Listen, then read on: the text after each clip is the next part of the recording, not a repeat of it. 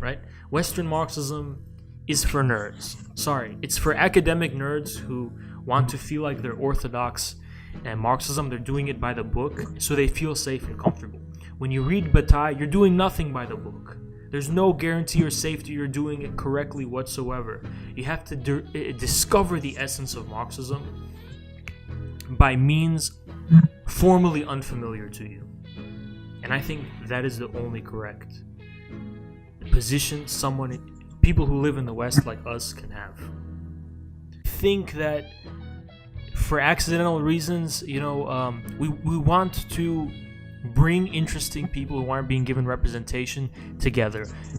And the real target is not you, the viewers, as a regular person. The real target is the institutionalized Marxism that is up there in the ivory towers in the academia.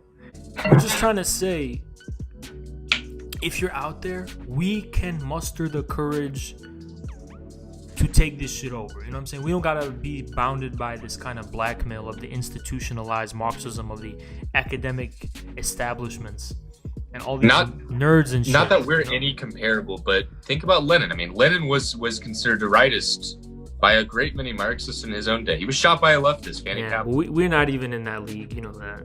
We're not. But it is. But it's a good example. You're right, 100%. And Mao was the same thing. thing. Yeah, believe it or not, wasn't Mao, Ezra, maybe you know about this, wasn't Mao less favored by the Soviet establishment in the beginning?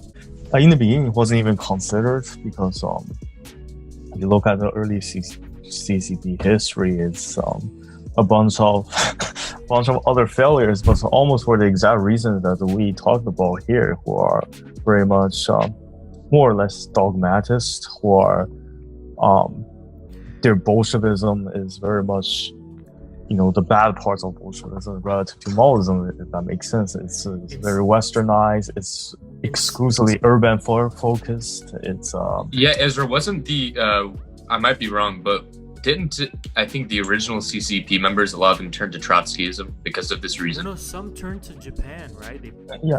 Some turned to Trotskyism, but it's not necessarily Trotskyism that's a problem because Trotsky was so demonized among the Comintern. But Japan is big. They have this process of people just dogmatically assume the proletariat appearance that is in the West, trying to extrapolate this to China, even though China's proletariat is the status of the Chinese proletariat is debatable at best at that time, and then Mao is the first person to talk about a form of return, like going to the people in the sense of going to the countryside, going to the peasantry, and it was extremely controversial both in the Comintern and within the Chinese Communist Party itself. It's lots of contention, theoretical and practical confrontation, and eventually he won out,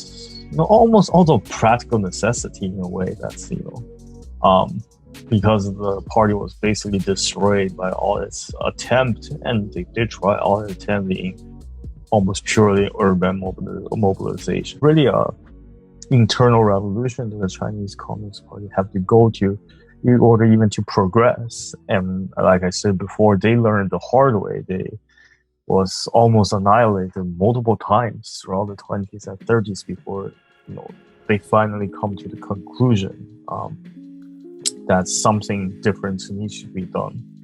That's the predominant notion that the Marxists at the time that they have needs to be completely reevaluated. And that's why I think it's kind of absurd now. Is it's like what we're doing isn't really new. What we're doing should be common sense for anyone who's looking at history. All this shit happened. I mean, if you're a Marxist or an academic Marxist who's watching this and is so mad about heterodox and shit we are, man, you were those people in the Comintern in the Chinese and Soviet establishments of the Communist Party who didn't like Mao, but Mao's the one who won. And this story repeats itself across history. Lenin was the same thing. Every concrete victory of Marxists anywhere was the same thing. or of a communist party anywhere was the same story. It's the same story of going against the establishment. And you really got to think to yourself, if you're really, watching this and you're butthurt and shit, you got to think about, like, today in 2020, where are you? Like, who are you, right? Like, where would you be back then? So where are you now, right? You would be with that establishment.